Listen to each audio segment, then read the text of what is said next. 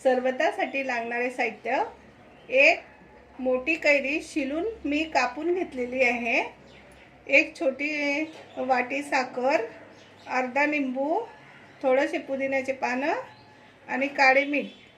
तर मिक्सरच्या मोठ्या भांड्यामध्ये कच्ची कैरी टाकून घेऊया.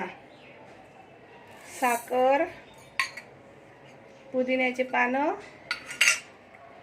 लिंबू रस आणि थोडे काळे मीठ टाकून हे वाटून घेऊया. आपले आता थोडे जाडसर वाटून झालेले आहे. त्यामध्ये मी अर्धा ग्लास पाणी घालत आहे आणि परत चांगली याची आपण बारीक पेस्ट बनवून घेऊया. आपले सरबत एकदम छान तयार झालेले आहे. आता आपण काचेच्या ग्लासात काढून घेऊया. याप्रमाणे आपले कच्ची कैरीचे सरबत तयार आहे.